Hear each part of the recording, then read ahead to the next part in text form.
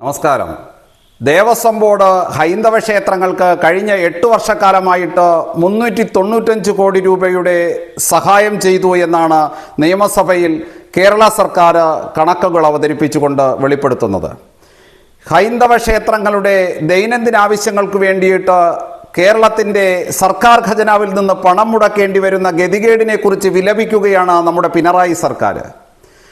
ഹൈന്ദവ ക്ഷേത്രങ്ങൾ 1000-ലും 10,000-ലും ഒടുങ്ങാത്ത ഹൈന്ദവ ക്ഷേത്രങ്ങൾ തനതു കമ്മിറ്റികൾ രൂപീകരിച്ചുകൊണ്ട് ദേവസ്വം ബോർഡിന് പുറത്ത് യാതൊരുവിധ ബുദ്ധിമുട്ടുകളുമില്ലാതെ അഭിവൃദ്ധിയിൽ നിന്ന് അഭിവൃദ്ധിയിലേക്ക് സമ്പൂർണ്ണ സമാജത്തെയും ഏകോപിപ്പിച്ചുകൊണ്ട് നടത്തുന്ന എത്രയോ ക്ഷേത്രങ്ങൾ മാതൃകയായിട്ട് നമുക്ക് കാണാൻ സാധിക്കുമ്പോൾ ഇത്രയേറെ സർക്കാർ ഖജനാവിലെ പണം ചെലവഴിക്കേണ്ടി വരുമ്പോഴും എന്തിനു വേണ്ടിയിട്ടാണ് ദേവസ്വം ബോർഡിലൂടെ സർക്കാർ ഈ ഹിന്ദു ക്ഷേത്രങ്ങളൊക്കെ പിടിച്ചു നിർത്തുവാൻ വേണ്ടിയിട്ട് പരിശ്രമിക്കുന്നത് എന്ന് ഒരു സാധാരണ ഹിന്ദു വിശ്വാസി ചോദിച്ചാൽ പിണറായി വിജയന് ഇതിനുത്തരം പറയേണ്ടതിൻ്റെ ബാധ്യതയില്ലേ?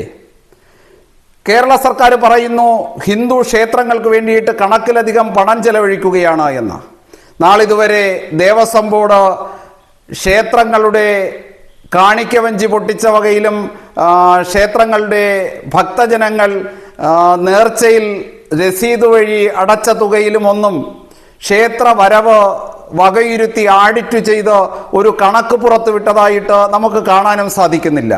8 വർഷം കൊണ്ട് 395 കോടി രൂപ സർക്കാർ ഖജനാവിൽ നിന്ന് ചെലവഴിച്ചു എന്ന് വളരെ വിലാപത്തോടു കൂടിയിട്ട് പ്രസംഗിക്കുന്ന ഇടതുപക്ഷ സർക്കാരിന് ക്ഷേത്രത്തിൻ്റെ വരവ് കൃത്യമായിട്ട് ആഡിറ്റ് ചെയ്ത് ഭക്തജനങ്ങളെയും ഹിന്ദു സമാജത്തെയും ബോധ്യപ്പെടുത്തേണ്ട ധാർമ്മികമായിട്ടുള്ള ഉത്തരവാദിത്വമുണ്ടെന്നിരിക്കെ അതെല്ലാം മറച്ചു പിടിച്ചുകൊണ്ട് ഇത്തരത്തിൽ ചെലവിനെക്കുറിച്ച് മാത്രം പ്രതിപാദിക്കുന്നത് ഈ കോവിഡ് സമയത്ത് പോലും മുഖ്യമന്ത്രിയുടെ ദുരിതാശ്വാസ ഫണ്ടിലേക്ക് കോടിക്കണക്കിന് രൂപ ഗുരുവായൂർ ദേവസ്വത്തിൽ നിന്ന് വകമാറ്റി ചെലവഴിച്ച ആ വിഷയത്തിൽ ഇന്ന് ഹൈക്കോടതിയും പൈസ സർക്കാരിനോട് തിരികെ നൽകാൻ ആവശ്യപ്പെട്ടിട്ട് ഹൈക്കോടതി ഉത്തരവ് പോലും അങ്ങനെ വന്നിട്ട് അത് കൊടുക്കാൻ താല്പര്യം കാണിക്കാതെ സുപ്രീം കോടതിയിൽ അതിനെതിരെ അപ്പീലിന് പോയ സാഹചര്യം പോലും നിലനിൽക്കുമ്പോഴാണ് പിണറായി സർക്കാർ ഹൈന്ദവ ക്ഷേത്രങ്ങളെ സംരക്ഷിക്കുവാൻ വേണ്ടിയിട്ട് 395 കോടി ഒഴുക്കിയ ഈ കഥ പറഞ്ഞ് ഹിന്ദു സമൂഹത്തെ വീണ്ടും പറ്റിക്കുവാൻ വേണ്ടിയിട്ട് ശ്രമിക്കുന്നത്.